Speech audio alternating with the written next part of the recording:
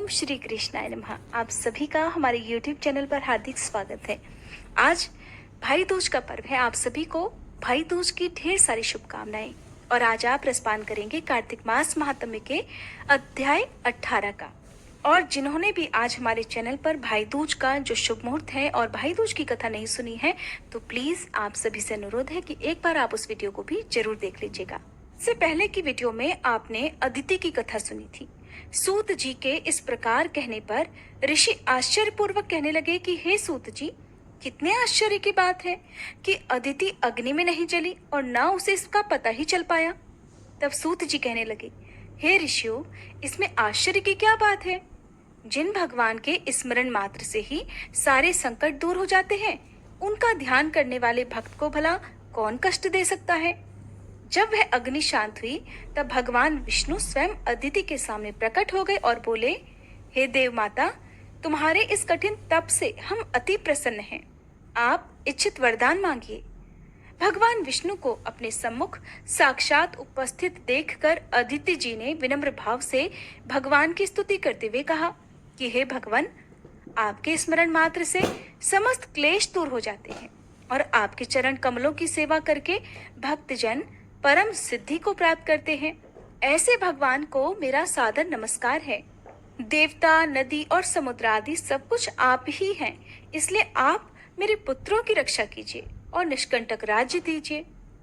अदिति जी के ये वचन सुनकर भगवान कहने लगे, हे देव माता, अब मैं पुत्र के रूप में आपके यहाँ जन्म लेकर असुरों का संहार करूंगा। ऐसा कहकर अपने कंठ की माला अदिति को देकर भगवान अंतर्ध्यान हो गए। इसके पश्चात देव माता अदिति अपने आश्रम में चली आई।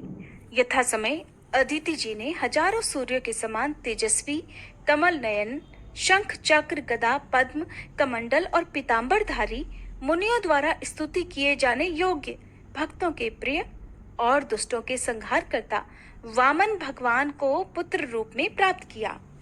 वामन भगवान को अपने आश्रम में देखकर कश्यप आदि ऋषियों ने भगवान की स्तुति की।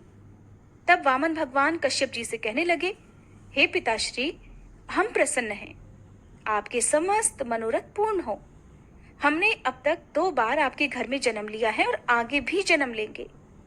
उधर राजा बलि ने दैत्य गुरु श्री शुक्राचार्य जी की अध्यक्षता में बड़ा भारी यज्ञ आरंभ कर दिया, जिसमें हवि ग्रहण करने के लिए उन्होंने लक्ष्मी जी सहित विष्णु भगवान का आह्वान किया। उसी समय भगवान बटुक ब्रह्मचारी के रूप में वहां पर उपस्थित हुए। भगवान के बौने ब्रह्मचारी रूप में होते हुए भी ऋषि लोग ज्ञान दृष्टि से उनको पहचान गए। उन्हें देखकर दानव गुरु शुक्राचार्य जी ने राजा बलि को सारी स्थिति से अवगत करा दिया। दैत्य गुरु शुक्राचार्य जी ने राजा बलि को बौने ब्रह्मचारी के रूप में भगवान के आने का कारण बताते हुए कहा, हे राजा बलि, तुम्हारा राज्य प्राप्त करने के लिए ही अदिति के गर्भ से जन्म लेकर भगवान विष्णु स्वयं इस रूप में तुम्हारे यज्ञ में आए हैं और मैं तुम्हें इस समय सचेत कर रहा हूँ कि दान के रूप में उन्हें कुछ भी मत देना, वरना चले जाओगे।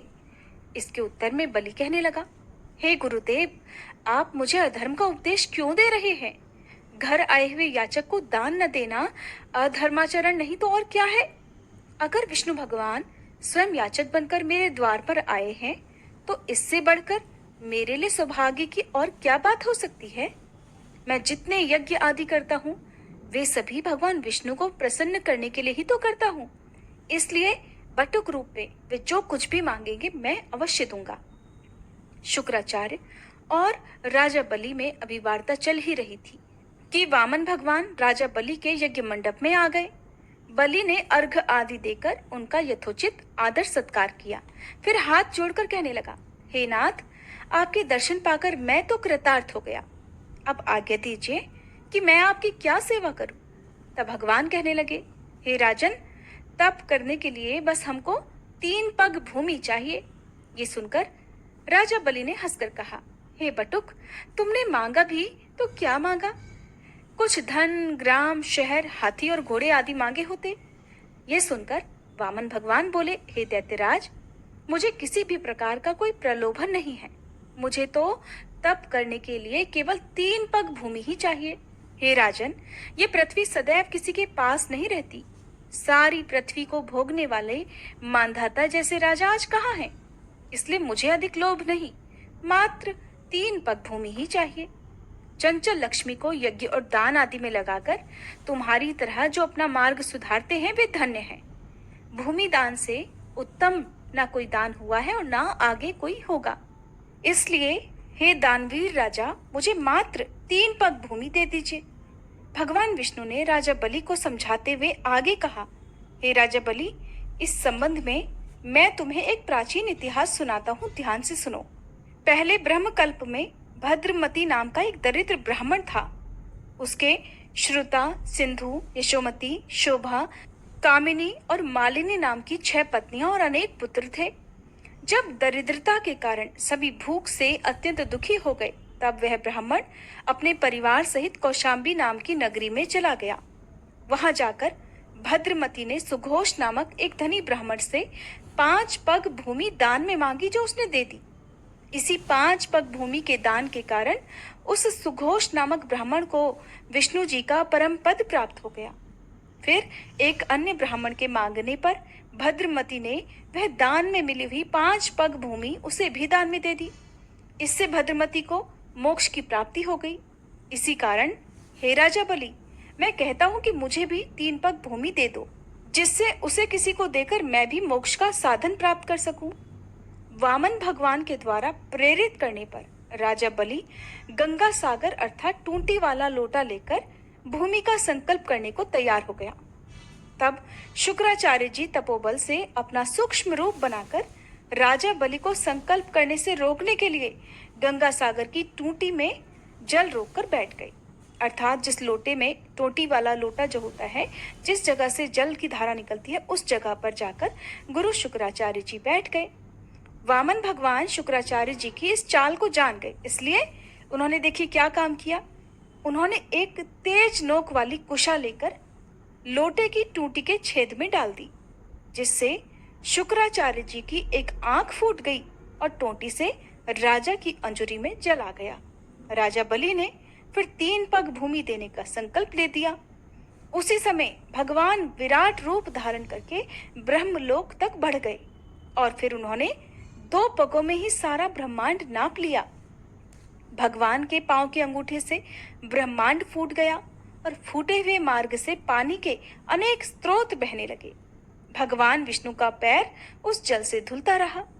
वही लोक पावन जल ब्रह्मा आदि देवताओं को पवित्र करता हुआ सप्त ऋषियों से सेवित सुमेरु पर्वत पर पड़ा और गंगा जी के नाम से विख्यात हो गया। इस प्रकार पतित पावनी गंगा जी की उत्पत्ति भगवान के श्री चरणों से हुई, जिसके स्नान और स्मरण मात्र से जन्म जन्मांतर के पाप नष्ट हो जाते हैं।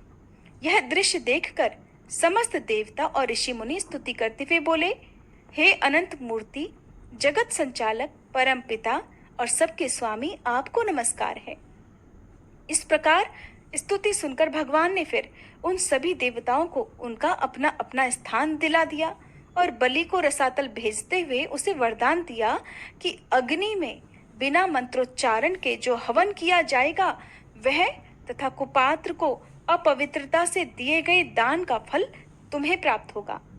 इस प्रकार भगवान ने देवताओं को सुंदर स्वर्ग और बलि और अन्य दैत्यों को पाताल लोक दे दिया। ऐसा करने के बाद विराट भगवान पुनः वामन रूप हो गए। तब समस्त देवताओं और ऋषि मुनियों ने भगवान की पुनः स्तुति की। इसकी अगली वीडियो में आप जानेंगे कि किस प्रकार श्री सूत जी महाराज ने ऋषियों को कथा सुनाई कि गुरु वशिष्ठ जी जब स्नान करके वापस आए तो एक राजा ने सोने के थाल में सजा हुआ मांस मिश्रित भोजन उनके आगे परोस दिया। उसके बाद क्या हुआ, ये जानने के लिए उम्मीद करती हूँ आप अगली वीडियो हमारे चैनल पर जरूर देखेंगे। हर बार की तरह अगर ये वीडियो भी आपको पसंद आई हो तो प्लीज़ वीडियो को लाइक करके, और अभी तक जिन्होंने हमारे चैनल को सब्सक्राइब नहीं किया है, चैनल को सब्सक्राइब करके बेल आइकन प्रेस करना मत भूलिएगा।